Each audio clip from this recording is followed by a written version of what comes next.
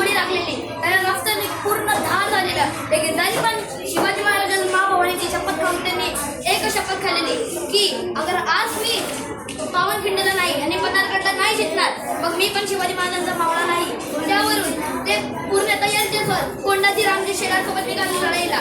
नंतर सिद्धी जोहर यांनी मुघलांचा एक राजा होता, त्यांनी एक कॅम्प लावलेला आणि शिवाजी महाराजांचा प्लॅन होता की ते रायदिंडीला एक पालखी बनवणार.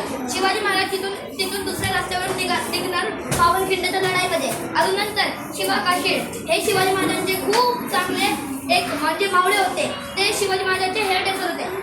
त्यांना एक हा प्लॅन दिलेला की ते नकली शिवाजी महाराजांचे रूप कॉस्ट्यूम करून ते हळूच निघणार.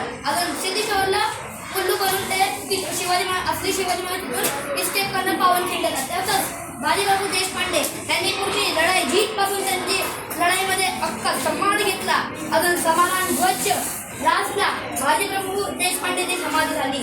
त्यावरून शिवाजी महाराजांनी सांगितलेलं त्याच्यामध्ये की बाजीप्रभू आम्ही नंतर मिळणार आहे. नंतर बाजीप्रभूंनी सांगितलेलं की शिवाजी महाराज अगर मी मेला मग खूप हजार बाजी आहे, लेकिन अगर तुम्ही मेले तुम्ही लाखोंमधले एक सितारे आहे. त्यावरून अगर तुम्ही मेले मग आमच्या मराठ्यांना कोण सांभाळणार. तर त्या तसंच भवानी देवीची शपथ घेऊन ते निघाले आणि लढाईमध्ये अख्खं निशाण होतं, कधी गोळी लागलेली, लेकिन तरी पण हार न मानून त्यांनी लढाई करतच राहिले.